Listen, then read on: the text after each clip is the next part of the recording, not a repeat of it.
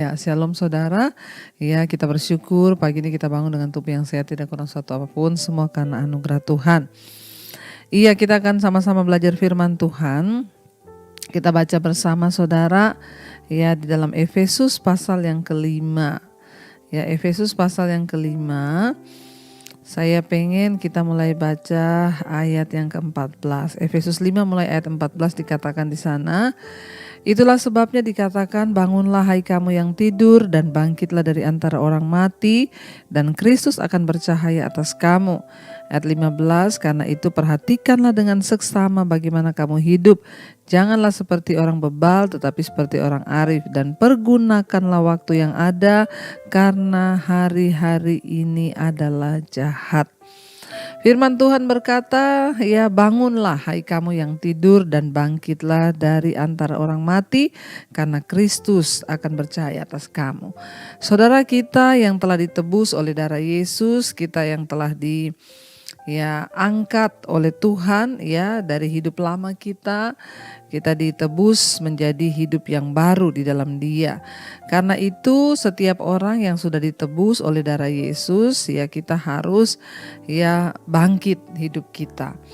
Ya artinya apa? Ada seseorang yang berkata gini, tapi Bu ya suami saya itu sudah bertobat Bu, dulu dia sudah bertobat ya menyerahkan hidupnya kepada Tuhan Bu, tapi saya juga heran kelakuannya itu dari dulu begitu.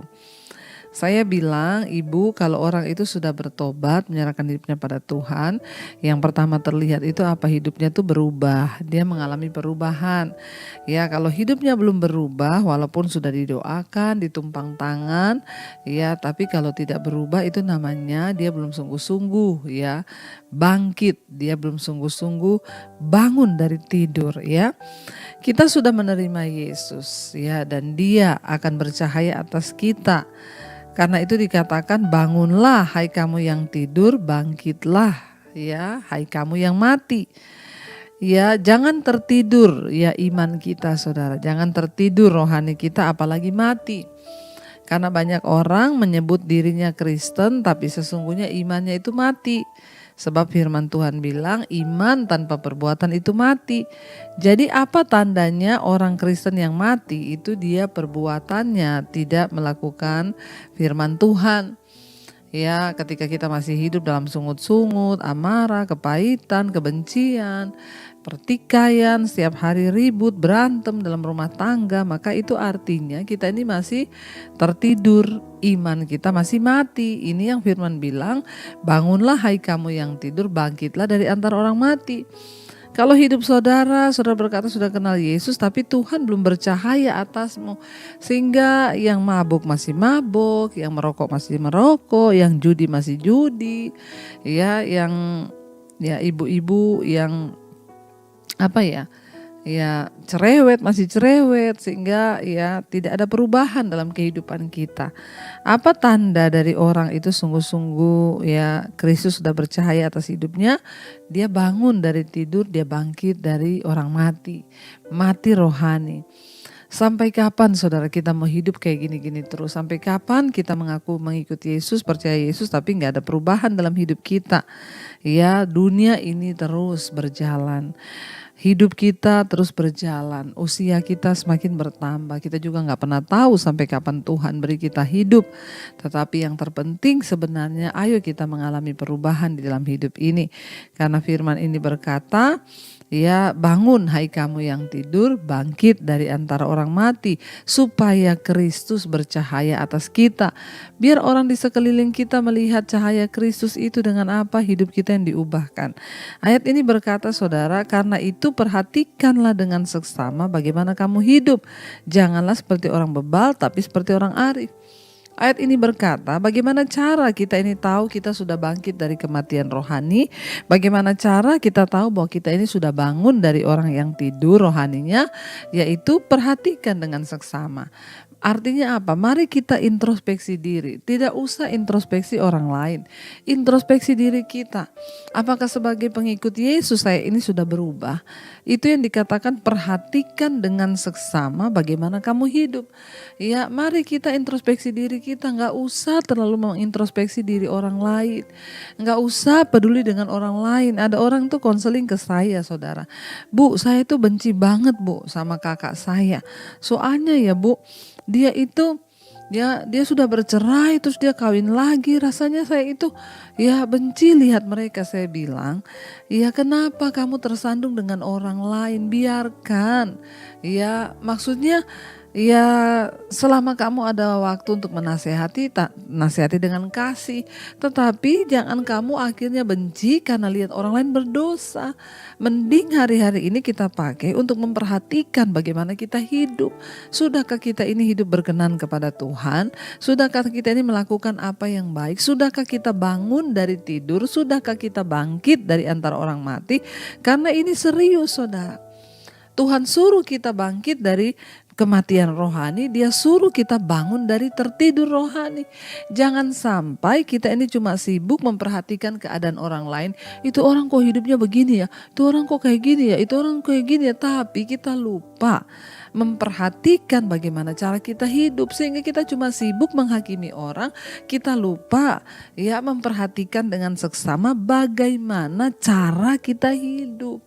Seringkali orang-orang itu pinter, saudara, kalau ya menilai hidup orang lain, tapi kita nggak bisa nilai hidup kita sendiri. Nah hari ini mari kita bertobat. Alkitab menyuruh kita, ya perhatikan apakah kamu itu sudah bangkit dari kematian rohani, apakah kamu itu sudah bangun dari tidur rohanimu. Jangan sampai nanti Tuhan datang baru kita menyesal karena kita tertinggal, tidak ada lagi kesempatan untuk bertobat. Saya berdoa saudara, mari kita hidup sungguh-sungguh menyenangkan hati Tuhan. Perhatikan dengan seksama bagaimana kamu hidup, jangan seperti orang bebal tapi seperti orang arif.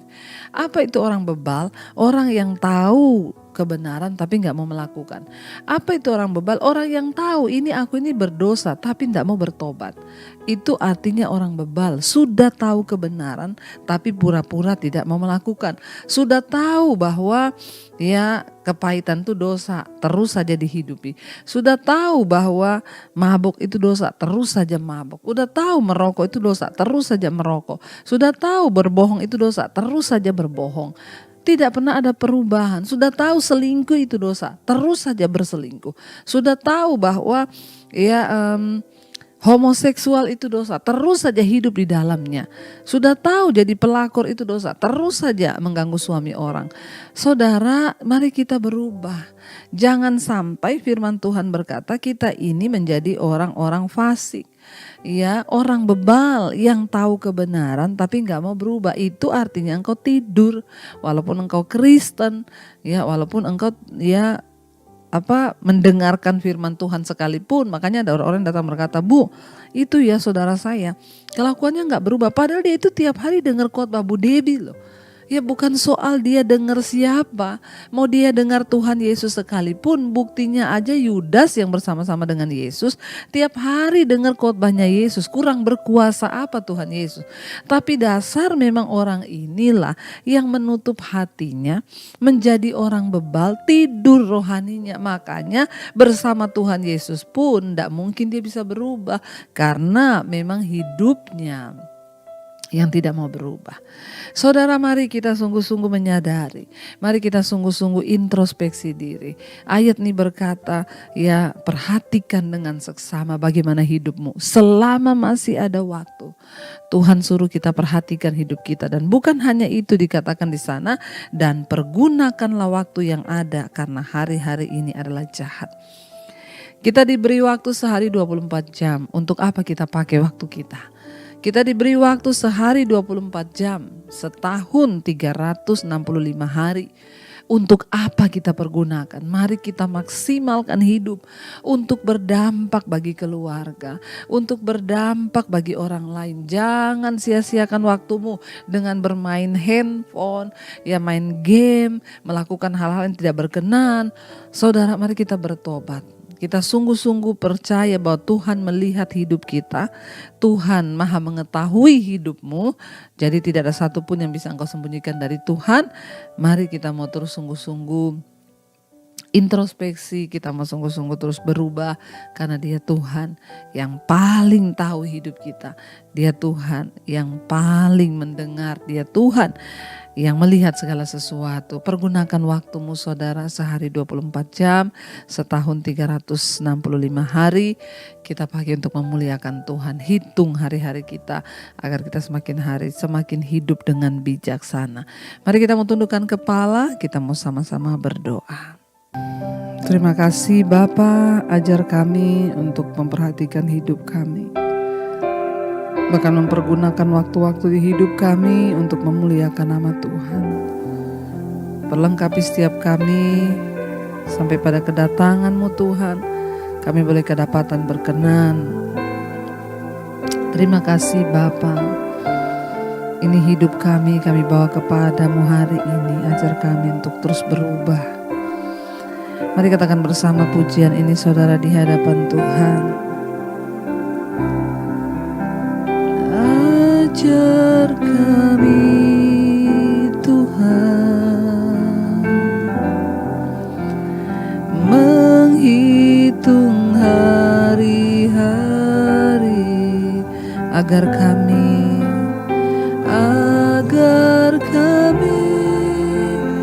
beroleh hati bijaksana. Ajar kami Bapa, ajar kami Bapa, hidup dalam jalan-Mu, hidup dalam jalan-Mu, agar semua rencana-Mu, semua rencana-Mu digenapi. Sekali lagi saudara katakan, ajar kami Tuhan menghitung hari-hari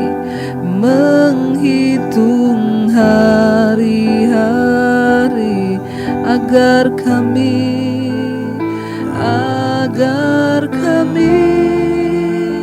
beroleh hati bijaksana. Ajar kami Bapa, ajar kami Bapa, hidup dalam jalan-Mu, hidup dalam jalan-Mu, agar semua rencana-Mu, agar semua rencana-Mu digenapi.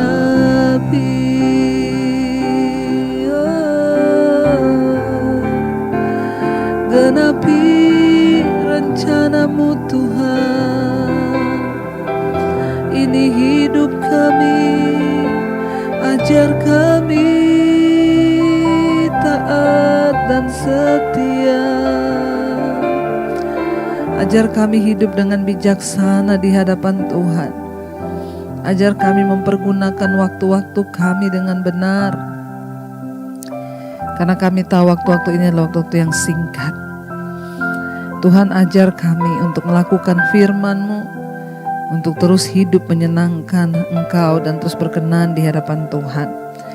Berkati setiap anak-anak-Mu Bapa, mereka yang setia mencari wajah-Mu, bangun pagi hari untuk berdoa, mengerti kebenaran firman-Mu.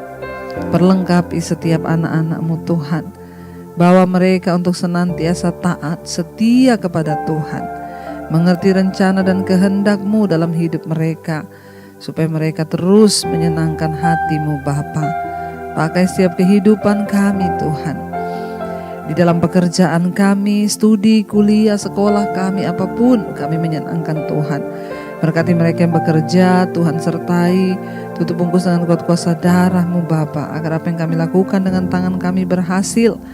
Berkati setiap mereka yang sedang sakit hari-hari ini, kesembuhan yang dari Tuhan boleh terjadi. Jamah dan lawat setiap anak-anak-Mu Bapa, mereka yang terus setia mencari Engkau. Tuhan pimpin dan sertai. Berkati Tuhan setiap mereka yang sedang sakit, Tuhan sembuhkan. Yang ada dalam pergumulan yang berat, Tuhan jamah dan berikan kelegaan. Terima kasih buat setiap mereka yang berulang tahun hari ini, 1 tahun Tuhan tambahkan. Kami percaya berkat-berkat-Mu melimpah dan tercurah dalam kehidupan setiap kami yang berulang tahun. Engkau menjadi jawaban. Terima kasih Bapa untuk setiap hal yang terbaik. Hari ini kami bersyukur buat hari yang baru. Mari kita berdoa. Bapa kami Saudara, Bapa kami yang ada dalam sorga, dikuduskanlah nama-Mu. Datanglah kerajaan-Mu, jadilah kehendak-Mu di bumi seperti di sorga. Berikanlah kami pada hari ini makanan kami yang secukupnya, dan ampuni kami akan kesalahan kami, seperti kami juga mengampuni orang bersalah pada kami. Janganlah membawa kami dalam pencobaan, tapi lepaskan kami daripada yang jahat. Karena Engkau yang punya kerajaan dan kuasa dan kemuliaan sampai selama-lamanya. Mari buka hati dan tangan-Mu. Terimalah kiranya berkat dari Allah Bapa, cinta kasih Tuhan Yesus Kristus, penyertaan Allah Roh Kudus akan menyertai hidupmu mulai hari ini bahkan sampai kali yang kedua. Tuhan Yesus datang menjemput kita, nama-Mu tercatat di dalam kitab kehidupan. Dalam nama Tuhan Yesus yang percaya diberkati, katakan bersama, amin, amin, amin. Tuhan Yesus memberkati, shalom dan selamat pagi.